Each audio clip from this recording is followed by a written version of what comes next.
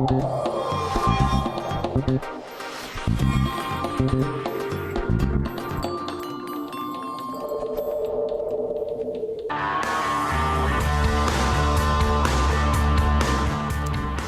la Argentina siempre se dijo que con una cosecha nos salvamos. Lo que no se dijo tanto es que con una mala cosecha también nos podemos arruinar. Ese fue uno de los motivos, la peor sequía de los últimos 60 años, que se aduce en estos momentos para explicar una de las causas de la aguda crisis económica que está padeciendo el país. Sea por buenas cosechas o malas cosechas, el campo siempre está presente. Piénsese en la discusión sobre las retenciones, que ahora han vuelto a subir. Y todos nosotros, la mayor parte de los argentinos que vivimos en las ciudades, hablamos del campo.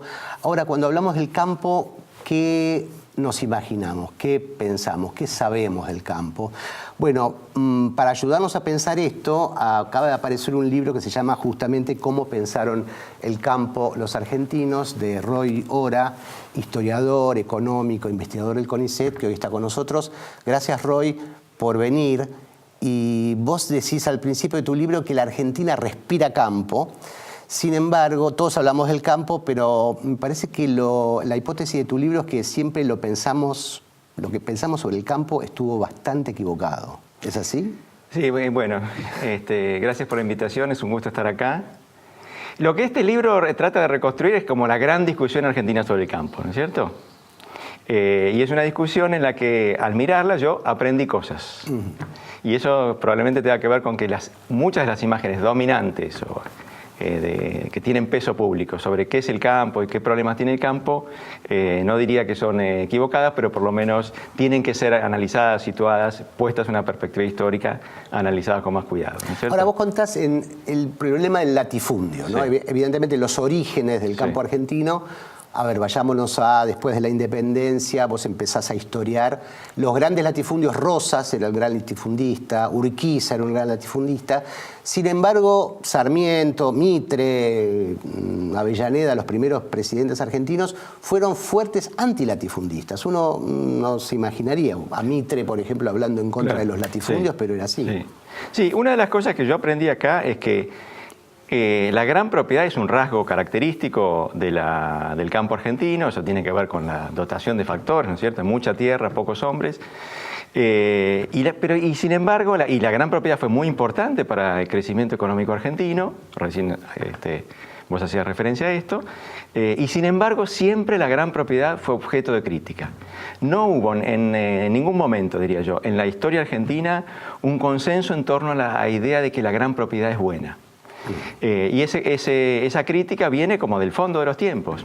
Y hay como una primera estación, diría yo, de la crítica a la gran propiedad, que es la estación liberal. Es decir, el momento en el cual, segunda mitad del siglo XIX, comienzo del siglo XX, después de la caída de Rosas, ya la presencia de la gran propiedad es importante en la campaña pampeana.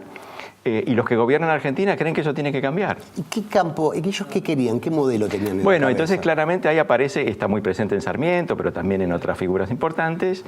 El ideal es el ideal farmer, ¿no es cierto? Lo que nosotros... El farmer estadounidense. Es, ¿no? Es la democracia rural jeffersoniana, ¿no es cierto? Es decir, es un modelo de sociedad rural en el cual la inmensa mayoría de los que allí viven son propietarios, y la propiedad está dividida en unidades medianas o digamos, unidades que pueden ser explotadas por una familia. Entonces la premisa fundamental es, tenemos que construir eso en el campo argentino porque eso es lo que hace una buena sociedad y tenemos que diseñar instrumentos como para avanzar por el camino de la construcción de una democracia rural. Esto, por supuesto, en un momento en el que la Argentina también es una sociedad que se está urbanizando. Claro, eso después podemos ir más adelante, pero vamos avanzando en la historia. Entonces, esta clase dirigente liberal tenía delante su vista en 1862, creo que fue el presidente Lincoln, ¿no? En Estados Unidos, que hizo el Homestead Act, que se podría traducir como la ley de asentamientos rurales, donde el Estado regalaba tierras prácticamente a los colonos, creo que eran 65 hectáreas a los colonos, y uno es, hoy lo ve en las películas, ¿no? Los pioneros en las carretas yendo a ocupar las tierras, luchando contra los indios, ¿no? Toda esa gestión de la familia rural. Ahora, tenían una idea de hacer esto, pero esto no ocurrió. ¿Por qué? ¿Qué fue lo que pasó? Bueno, hay una larga discusión sobre las razones por las cuales Argentina no se pareció a Estados Unidos, ¿no es cierto? Yo creo que en parte es una discusión que tiene sentido, en parte no tanto, porque, bueno, compararse con Estados Unidos siempre es problemático, ¿no es cierto? Es un país que está en otra categoría, ¿no es cierto? Tanto en este plano como en historia industrial, lo que fuere, ¿no es cierto? Pero lo que sí es cierto es que ese tipo de modelo de sociedad era importante para los constructores del Estado argentino. Pero efectivamente la Argentina fue por otro camino. Y ese otro camino fue sobre todo la construcción de una ganadería y de una agricultura donde predominan las grandes empresas. Y en general los que llegaron, los agricultores mayoritariamente extranjeros, entraron como arrendatarios. Porque la tierra ya estaba ocupada y ya tenía propiedad. Las tierras más valiosas estaban ocupadas, ¿no es cierto? Es decir, los inmigrantes que vienen al campo argentino, fin del siglo XIX, comienzo del siglo XX, vienen una economía que ya está funcionando, ¿no es cierto? La conquista del desierto había liberado una enorme extensión de tierras estatales que el gobierno de Roca le dio a los militares. Se distribuyó casi como premios a los que participaron en la conquista. Eso después entró en un mercado secundario, ¿no es cierto?, de títulos. Pero lo cierto es que sobre todo en la frontera la gran propiedad se impuso, digamos así, un poco por razones políticas, por la manera de la distribución, de rasgos que tienen que ver con la distribución del poder político, pero sobre todo porque en lugares muy alejados de los mercados, del sistema de transportes, es muy difícil organizar una sociedad de pequeñas propiedades, ¿no es cierto? Entonces hubo grandes extensiones de tierra dedicadas fundamentalmente a la ganadería. Primero de la ganadería y, por supuesto, hay diferencias regionales importantes. Santa Fe cuenta una historia, la provincia de Buenos Aires cuenta otra, pero en línea general el tamaño de las unidades de propiedad en la Argentina fue grande y cuando llegaron los inmigrantes, incluso por razones que les convenían a ellos, muchos de ellos prefirieron entrar como arrendatarios, es decir, no tanto comprar y movilizar sus recursos en tierra, sino arrendar una superficie mucho más grande, poner sus recursos para crecer en escala, más que para convertirse en propietarios, ¿no? Es una cosa que hoy se vuelve a dar con otra forma, pero después vamos a hablar de eso en el segundo bloque. Pero sigamos avanzando en la historia. Entonces, hay unos arrendatarios que trabajan para los ganaderos, ¿no? Y contás en tu libro que le dejan el campo sembrado de alfalfa porque los ganaderos necesitaban mejorar sus razas. Sí, hay dos negocios ahí. Uno es el negocio de la ganadería, en el que es muy importante la mejora del suelo, de las pasturas, para criar ganado de calidad que pueda ser exportado a los mercados europeos, ¿no es cierto? Entonces, la agricultura entra, el cultivo del suelo entra de alguna manera como una actividad subsidiaria, pero lo que va tomando mucho impulso desde la década de 1880, sobre todo los 90, es la agricultura de cereales de exportación, ¿no es cierto? Y ese finalmente es el negocio que termina primando, el que empuja la rueda de crecimiento, sobre todo en las 3 primeras décadas del siglo, ¿no? Claro, porque la Argentina importaba trigo, ¿verdad? Hasta los años 70 importa trigo, es curioso, ¿no? Pocos años, 2 décadas después pasa a ser un exportador de... No es que importaba tanto, importaba un poquito para el mercado de Buenos Aires, a veces faltaba, la producción local no era suficiente, pero es significativo que un país que una década y media, 2 décadas más tarde, se va a convertir en los 5 mayores exportadores mundiales de granos, ¿cierto? Todavía en los años 70 a veces no tenía producción suficiente para atender su consumo interno, ¿no? Y eso fue por el trabajo de los arrendatarios inmigrantes. Claro. Que querían la propiedad de la tierra, ellos. Bueno, hay una discusión sobre eso, pero en líneas generales la propiedad no es una preocupación central para los agricultores hasta por lo menos la década de 1910. ¿Por qué es esto? Bueno, hay que ponerse en los zapatos de un inmigrante, ¿no es cierto? Que viene a la Argentina con qué horizonte. Probablemente hacer una pequeña fortuna, ganarse unos pesos y volverse al lugar del que salió, ¿no es cierto? De hecho, la mitad de los inmigrantes que vinieron a la Argentina volvieron a su lugar de origen. Había mucho movimiento, no es que era una decisión de vida venir a la Argentina, y mucho menos venir al campo. Entonces, para muchas personas, agricultores, el atractivo del campo era la posibilidad de tener, como vos decías, 2 o 3 cosechas buenas, juntar una cantidad importante de dinero y ya sea mudarse a la ciudad de Buenos Aires, finalmente el lugar donde la mayor parte de los inmigrantes eligieron residir, o volverse al lugar del que habían salido, ¿no? Del otro lado del Atlántico. Entonces, la apuesta por la propiedad es una apuesta que no hace sentido para esos agricultores cuyo horizonte es un horizonte de 5, 7, 8 años. No ¿cierto? tenían vocación de farmers, digamos. No tenían, claramente no. Es cierto que si hubieran comprado en los momentos iniciales en los que la tierra era muy barata, es muy probable que hubieran terminado ricos, ¿no es cierto? Claro. Pero para eso había que esperar 20 años y uno en general toma decisiones económicas o decisiones de inversión que tienen un horizonte más corto, y ellos también hacían eso, ¿no es cierto? Después, en 1912, hay otro hito en la historia que es el famoso grito de Alcorta, ¿no? Sí. Que siempre estudiamos. Sí. ¿Qué fue? ¿De qué se trató eso? Bueno, ahí yo creo que ese es un momento de inflexión muy importante, porque esa es la primera vez que hay una protesta organizada. Uno podría decir, ahí el conflicto de clase entró al campo. Y ahí el tema central es el alza del precio del suelo, el alza de la renta del suelo, que hace que muchos agricultores ya no vean el negocio agrícola como lo veían 10 años antes, ¿no es cierto? Es decir, ahora el incremento muy fuerte del precio del arrendamiento, del precio de la tierra, se está comiendo la ganancia de esos agricultores, y es a la vez 1910, un momento en el que ya hay más, esos agricultores, algunos de ellos ya están más arraigados, hay algunos que son agricultores de segunda generación, y por tanto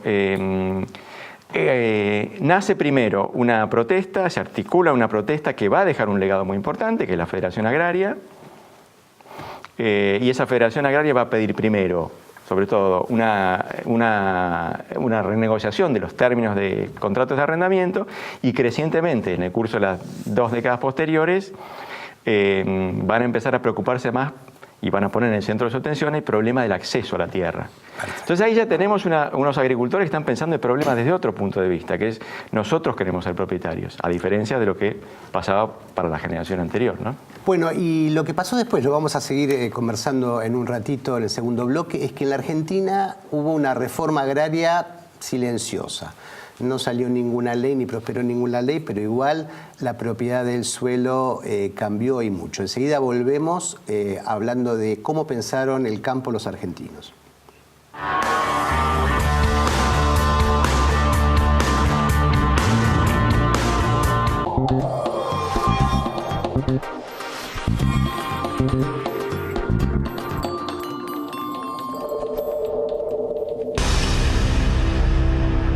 Biogénesis Vagó, la evolución de la salud animal. ExxonMobil. En Zurich, te ayudamos a proteger lo que es importante para vos. Zurich Seguros, 0800-333 Zurich. Somos mineros, desarrollando veladero con tecnologías innovadoras y los más altos estándares de seguridad. Minera Andina del Sol.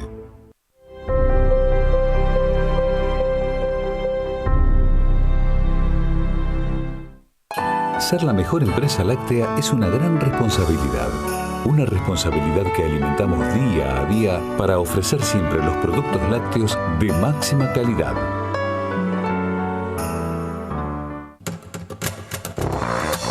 Más de 13.000 policías en calle. Seguimos avanzando hacia una ciudad más segura. Buenos Aires Ciudad. Vamos, Buenos Aires.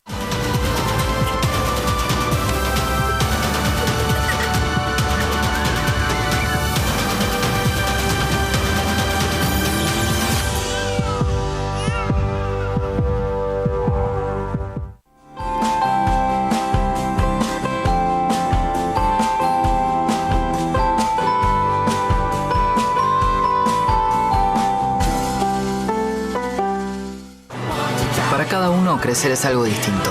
Lo importante es tener quien te acompañe. Banco Ciudad te quiere ver crecer. Cuidar el medio ambiente y contribuir a resolver los problemas de las comunidades en las que operamos son los pilares de nuestra política de responsabilidad social empresaria. Cresud, nuestro valor es la tierra. Acordate que en septiembre vencen el impuesto a los automotores, el inmobiliario rural y el inmobiliario complementario. ARBA, Agencia de Recaudación, Buenos Aires Provincia. Camusi Gas Pampeana y Camusi Gas del Sur conforman la mayor distribuidora de gas natural de la Argentina en términos de volumen, brindando un servicio de calidad en las provincias de Buenos Aires, La Pampa, Neuquén, Chubut, Río Negro, Santa Cruz y Tierra del Fuego. Más información en www.camusigas.com.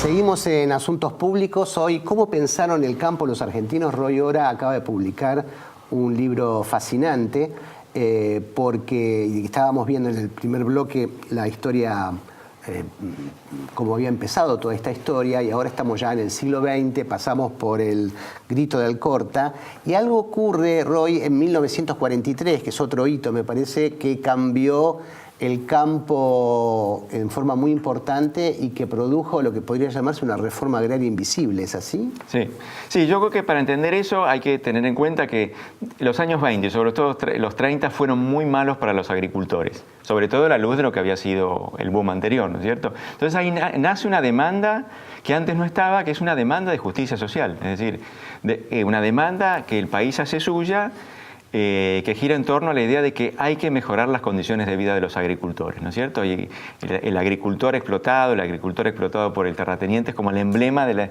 la injusticia social en este país, antes de la llegada de Perón. Que mantienen incluso, vos citás el caso de un político conservador que dice la frase "la tierra para el que la trabaja". ¿Quién era? Ese, bueno, seguramente Fresco, pero esa expresión una la puede poner en boca prácticamente de cualquier figura política del periodo de entreguerras, ¿no es cierto? Radical, conservador, socialista, peronista, lo que sea. Lo mismo. Es decir, hay un consenso muy amplio que va de la izquierda a la derecha en torno a la idea de que hay un problema en el campo y ese es un problema social. Después hay más discusión sobre cómo se sale de eso, pero también hay muchos consensos y esos consensos giran en torno a la idea de que el latifundio tiene que ceder frente al avance de la propiedad familiar. En el fin del siglo XIX, la idea dominante era el latifundio es un problema, sobre todo político, no nos permite construir una buena sociedad. En la primera mitad del siglo XX, el problema fundamental es el latifundio impide que haya una sociedad justa. Y ese es un tema que, digamos así, Perón toma como propio, porque ya está en la discusión política, y vos señalabas muy bien esto, y Perón avanza con un programa de reparación de esa injusticia.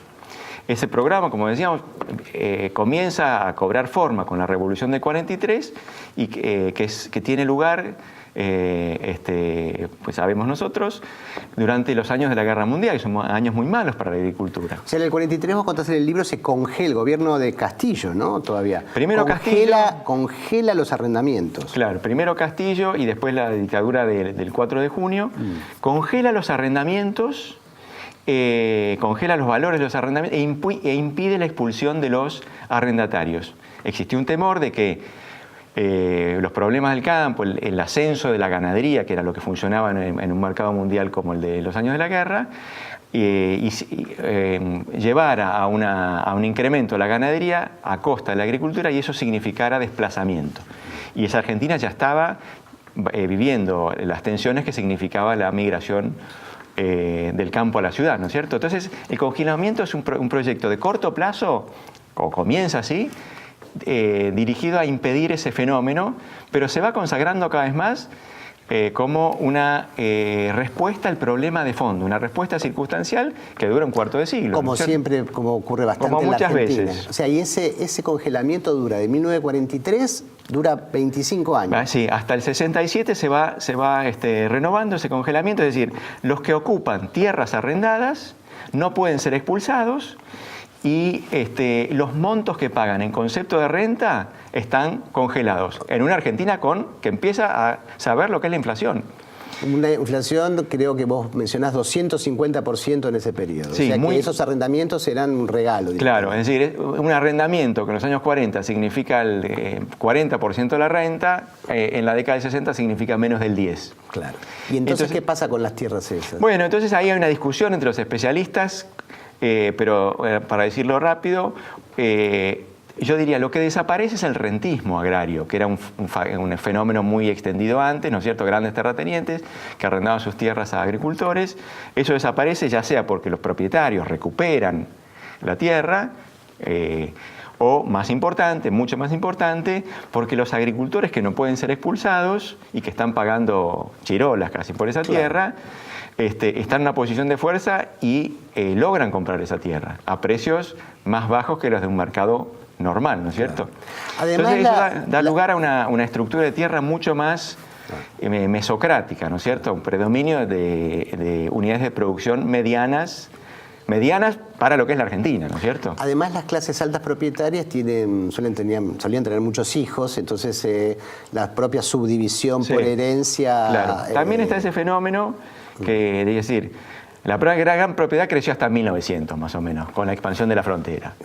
Y al mismo tiempo esa gran propiedad comenzó a fraccionarse como consecuencia del hecho de que, sobre todo los grandes terratenientes tradicionales, tenían 8, 5, 10 hijos, ¿no es cierto? Durante 20 o 30 años se consiguió que ese ritmo de división del suelo era lento, ¿cierto? Había gente que decía, la tierra se está dividiendo, y era cierto el argumento, pero los que enfatizaban la dimensión de igualdad, que era central para esa Argentina, decían, bueno, ok, se está dividiendo, pero no al ritmo que requiere una Argentina que puso mucho más en el centro de sus preocupaciones políticas y de su perfil, del perfil de sociedad que quiere construir, el problema de la desigualdad, ¿no es cierto? Entonces tenemos distintas fuerzas que van empujando por el camino de la división del suelo, hasta que yo diría, en los 70, 80, la gran propiedad no es que desaparece completamente, por supuesto, pero se convierte en un factor menor dentro del conjunto, del universo productivo agrario, ¿no? Y ya nadie habla más del latifundio y del problema del latifundio. Claro, deja de ser un problema. Sí, ya no lo era para Perón, para empezar, ¿no es cierto? Perón empezó como un crítico del latifundio cuando, fin de la década del 40, durante su primera presidencia, comienzo de los años 50, cayó mucho la exportación de grano, ¿no es cierto? Y Perón tuvo que ajustar y comenzó la segunda etapa del peronismo, que está mucho más preocupado por la productividad y por el crecimiento que por la distribución. Ahí Perón dijo, bueno, vamos a sacar el pie del acelerador de la distribución del suelo. No había habido tanto, pero de todos modos se insistía mucho en eso, y tenemos que otra vez mejorar los precios agrícolas y tenemos que impulsar a los agricultores a producir más. Porque finalmente, ¿qué le interesaba a Perón y a todos los que vinieron después de él?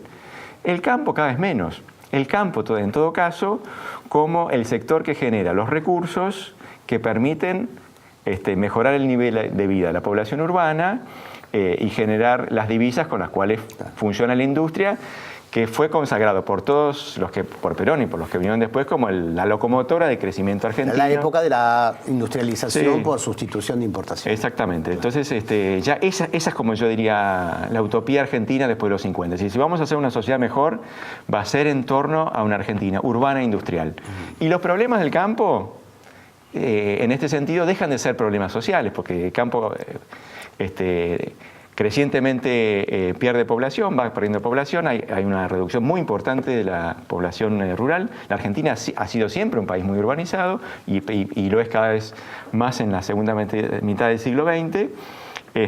Y entonces la preocupación por el campo se circunscribe fundamentalmente a decir, bueno, ¿qué hacemos para incrementar la cantidad de toneladas de trigo y la cantidad de kilos de carne que ya sea para atender las demandas de la población urbana, ya sea para exportar, ¿no es cierto? Y hoy, en el minuto y medio que nos queda, ¿qué piensan del campo los argentinos? ¿Cuál es la imagen, con la soja, ¿no? Sí.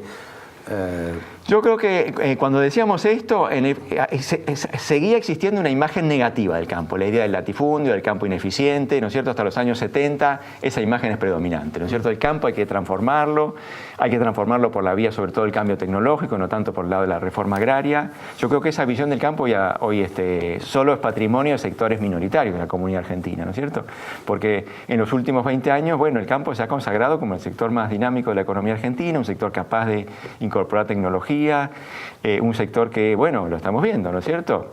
Frente a dos de los 3 o 4 problemas grandes que tiene la Argentina, ¿no es cierto? Déficit fiscal y restricción externa, en general miramos al campo como uno de los sectores que más capacidad tiene de revertir ese problema, ¿no es cierto? Entonces, bueno, tanto estamos mirando el campo que estamos esperando que una buena cosecha de trigo nos salve y vengan los dólares que tranquilicen la economía. Roy, ahora felicitaciones por el libro, yo lo encontré fascinante, búsquenlo, Cómo pensaron el campo los argentinos del siglo XXI. Gracias por venir a Asuntos Públicos y a ustedes hasta el jueves que viene.